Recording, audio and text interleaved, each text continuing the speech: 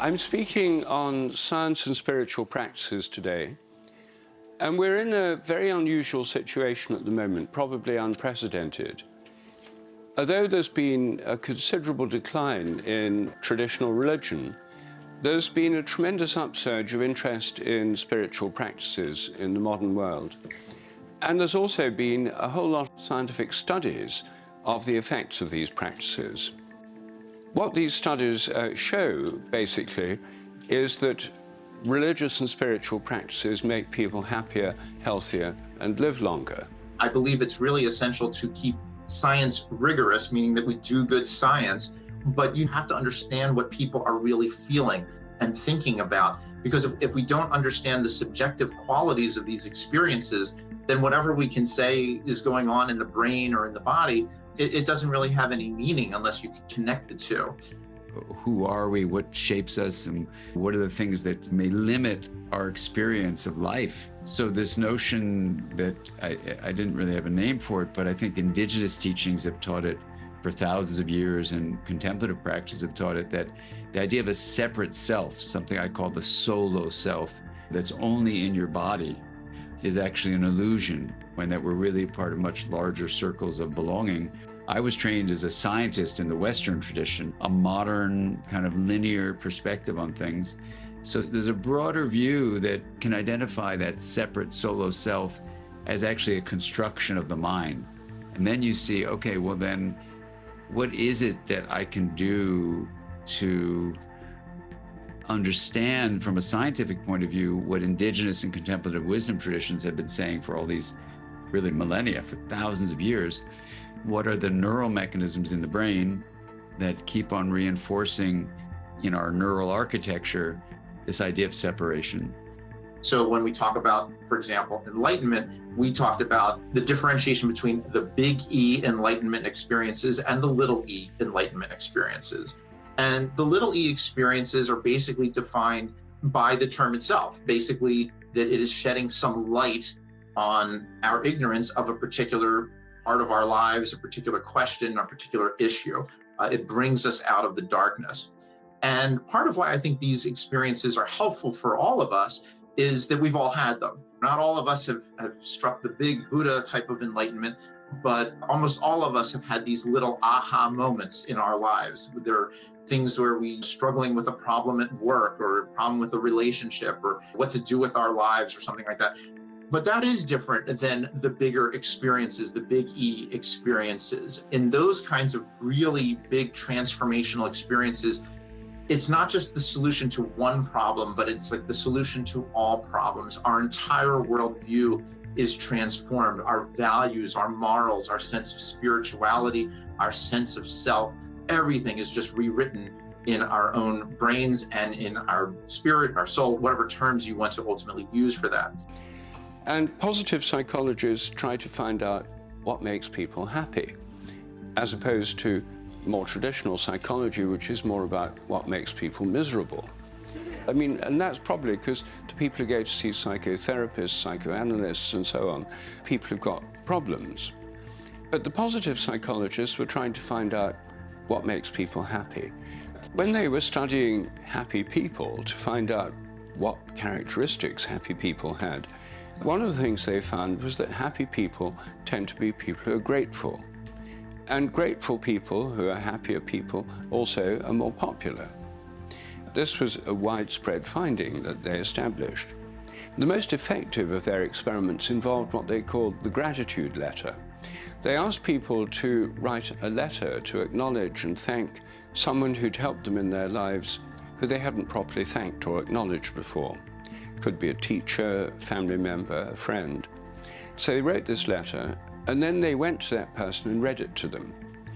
And this had a huge effect. They were measurably happier for 2 months afterwards as a result of doing that. Something as simple and as brief as that had an enormous effect. It used to be traditional in most cultures for people to give thanks before meals by saying grace or singing grace. You can give thanks to the earth. You can give thanks to the sun that enables plants to grow and life to exist on earth. You can give thanks for being alive in the first place, because none of us are alive as a result of our own choice, decision, or effort. And if you believe that behind the universe there's a source of all things, a conscious source from which all things come, God, or whatever you choose to call the ultimate source of conscious being, then you can give thanks to that too. Everyone has some reason to be thankful. That your identity is much broader than the body you're born into. The sense of self, sensation, perspective, and agency. Then you realize I can have the sensation not just of this body, but of relationships I'm in, of the forest I'm walking in, of the whole of life on earth, and the perspective of the whole of life, not just the body. And then the agency, how do you act on behalf of not just the body, right? The solo self, but actually for people you love, for people you don't know, but are part of your human family, for people, the larger family of life on earth. And then when I went around talking to people about this, they go, of course the self is the body. Myself is here, here's myself. I go, well, actually, let's take a deep breath around that, because if you're only acting on behalf of this, then we're doomed. Because then you can understand racism and social injustice, you can understand the polarization we have. As we all have an unconscious body-based nervous system, the autonomic nervous system, which has two sides, the parasympathetic and the sympathetic. When you're afraid of something, your sympathetic nervous system is activated, adrenaline goes through your bloodstream, your heart beats faster, your blood pressure goes up, and you're in a state where you're ready to fight or run away, the fight or flight reaction. The opposite is the parasympathetic nervous system, which is about not being afraid. And it's only when that system is activated that you can carry out activities that require a relaxation of the body and lack of fear. Making love, for example, eating a meal. You can't do these things if you're hyperactivated with the adrenaline system. If you're being chased across a field by an angry bull, your parasympathetic nervous system is fully activated, and good thing it is, it helps you run faster. Now, it's very necessary for us to have that response. But in the modern world, a lot of people spend their time in a state of chronic anxiety. They're afraid almost all the time. They're worried about things, or they're fearful of things that might go wrong, or anxious. And this activates the chronic activation of the sympathetic nervous system, which is very bad for health. One of the effects of meditation is feeling more relaxed, being able to sleep better, and being able to be more effective in your life, and that's why many people do it. But the reason people meditated traditionally was not so they could be more successful in love and business, or sleep better, or it wasn't these secular worldly benefits that people were primarily meditating for. They were meditating because they thought it provided a way of connecting with the ultimate source of consciousness. And the ultimate source is conscious. That's the whole point. The ultimate being is a conscious being. And the idea is that the ultimate mind of the universe is complete, not going anywhere, not trying to go anywhere else. And it's utterly blissful. It's in a permanent state of bliss. So when we look at the experiences themselves, we realized that we needed to get a little bit more of a handle of what these experiences were really like. And not just, I felt one with God, but what were the emotions? What were the thoughts? What were the feelings? What were the experiences like? So we ran an online survey where we asked people to describe their most intense spiritual experiences. And we received about 2,000 responses to all of this over a period of about 5 or 6 years. And we got narrative descriptions of these experiences. What was fascinating about this ultimately was that when we could start to figure out that there were certain universal elements to these experiences, there was such an incredible diversity of them as well. No two were alike. And I think that's really important for us to understand. Hindus see all conscious beings, as it were, fractal reflections of the divine mind. One of their principal metaphors is of buckets of water, lots of buckets of water, just standing there, and at night reflecting the moon. And in each bucket you see a reflection of the moon. It looks like hundreds or thousands of different moons. But each of those is a reflection of the one moon, which is the source of all these reflections. And in the same way, all our minds are reflections of the ultimate mind and participate in its nature because they're derived from it. So our conscious being is part of the ultimate conscious being.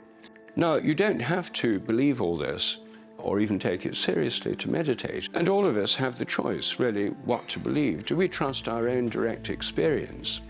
Or do we trust a theory, the materialist theory that says the mind is nothing but the activity of the brain, therefore it's all inside the head? A theory which is notoriously poor on understanding consciousness. The very existence of consciousness is the hard problem for the materialist theory. Depression, anxiety, addiction, and suicide are just growing enormously in the United States, at least.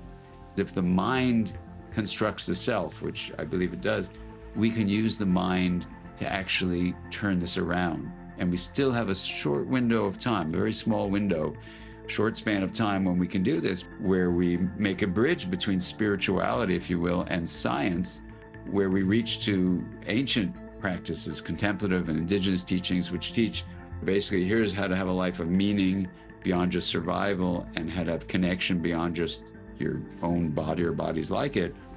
When I talk to people in various spiritual settings and I say, well, what does it mean to be spiritual? They'll say it's, connection beyond just your individuality or people like you, and it's about meaning beyond just surviving.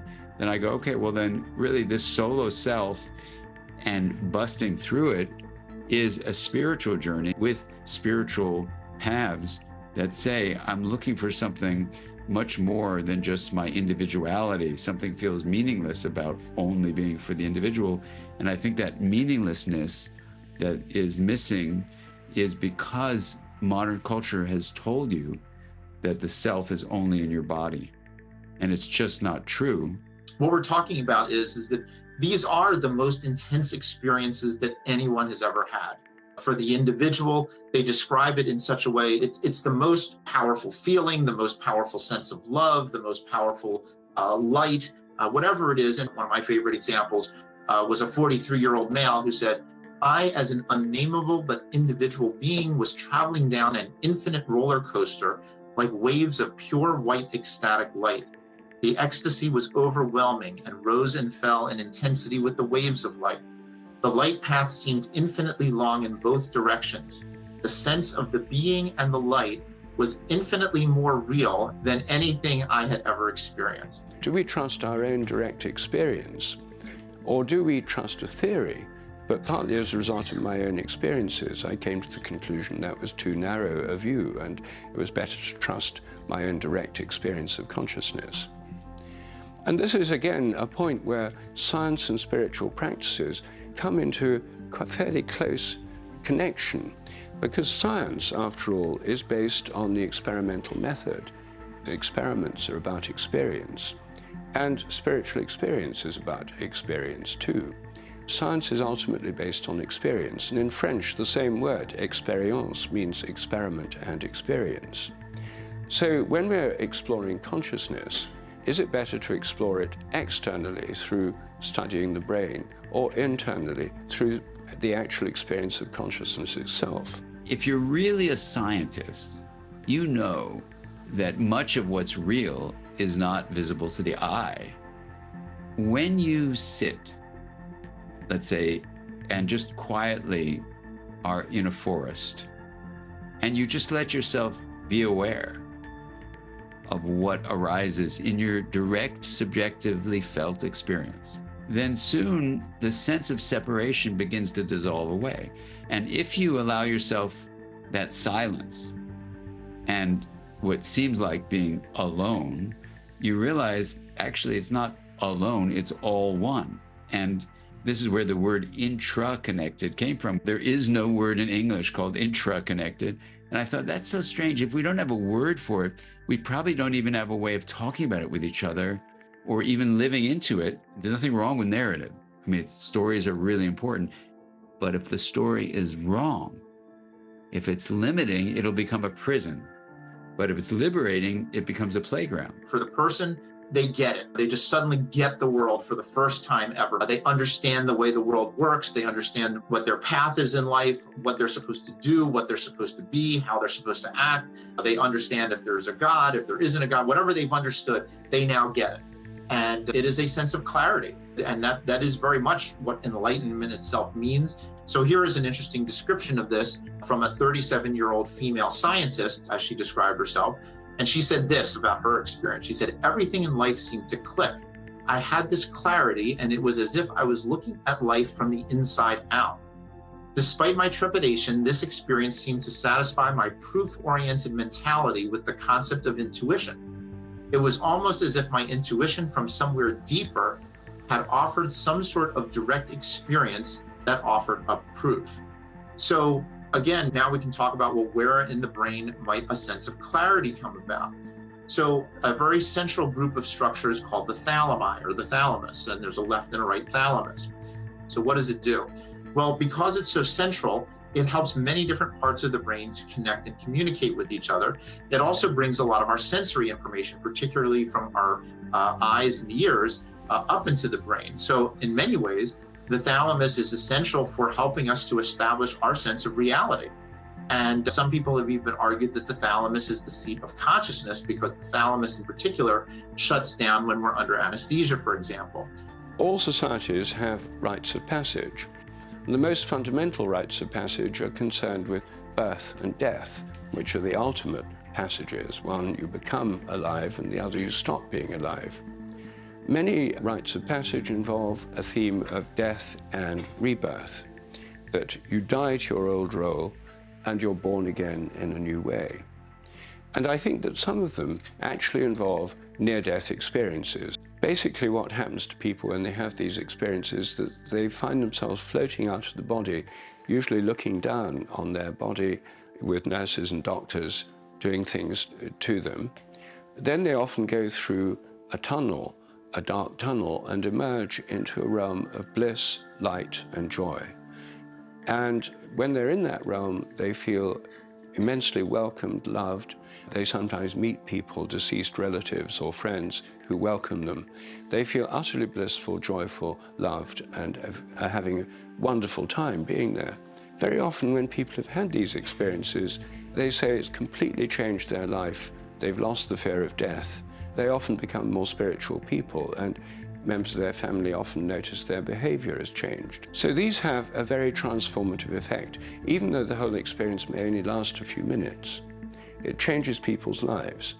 I think if this were like 25 years ago, I wouldn't even believe I could talk like what I'm about to say. So I happened to be teaching years ago at a physics meeting with 150 physicists and me. I kept on asking them, what is time and what is energy and all this stuff? And they said the most amazing thing. They said energy is the movement from possibility to actuality. And I don't know what to make of that. How weird is that? From possibility to actuality? In quantum physics terms, possibility is represented as this kind of sea of potential, this quantum vacuum, this generator of diversity. It's basically called the formless source of all form.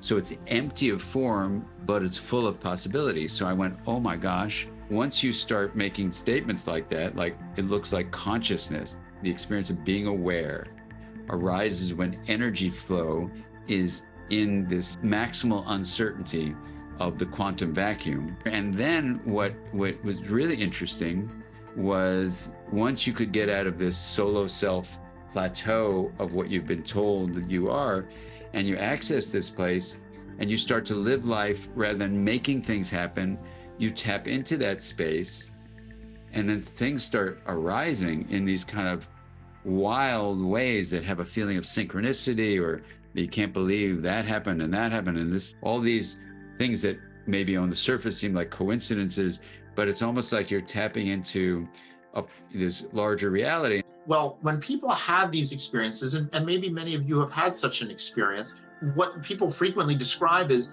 they're not making it happen. It is an experience that is happening to you. So this feeling of surrender, which is particularly prominent in the Islamic tradition, but we see this in many different perspectives and from many different practices and individuals.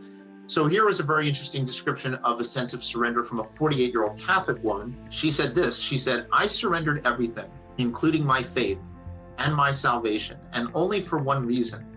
I loved God so much that I would truly give up everything to be connected with him. I said yes, and in an instant, God returned everything to me transformed. From that day forward, a new relationship exists between God and me. It is ever present, no distance, no separation. I am not attached to doctrine, dogmas, or rituals. I see God's action all around me." So this actually is an interesting kind of hybrid description of not only the sense of surrender, but that feeling of oneness. There's no distance, no separation between this person and God, but it was achieved through a sense of surrender. When you think about the brain and you think about how it works in general, it tends to work slowly over time. When we go to school to learn to become a mathematician or become a scientist or become a philosopher, whatever, it takes many, many years of reading and learning and studying and developing the brain. But these kinds of transformational experiences seem to happen in literally seconds for some people, minutes for others, but in a very, very short period of time, it changes everything about this person's life. How does that happen? The short answer is we don't know. Every one of us can find these kinds of experiences in one way or another. To me, the hopeful part is that based on the evidence that we have, and again, when you even just think about how our brains are wired and operate, for the most part, we all have a frontal lobe, we all have a temporal lobe, we all have a limbic system, and they all more or less work the same way. So it makes sense that everyone should be able to have these kinds of experiences. So there's no conflict here between science and spiritual practice. In fact, I think that they mutually reinforce each other because the scientific studies illuminate these practices and also show us statistically what benefits they can have. So I think we're entering an era where science and spiritual practices can be seen as complementary rather than in any sense contradictory. There's a kind of ferment of spirituality going on at the moment, and I think we're actually on the threshold of a new phase of spiritual evolution. Thank you for listening, and I hope you enjoyed the show. If you'd like to hear the full version, you can do so with the Weekend University Premium membership. This gets you access to our master library of over 230 talks and interviews with the world's leading psychologists, professors, and authors, as well as transcripts, CPD certification, quizzes, and unlimited access to the recordings from our annual conferences. For more information, please go to theweekenduniversity.com/membership.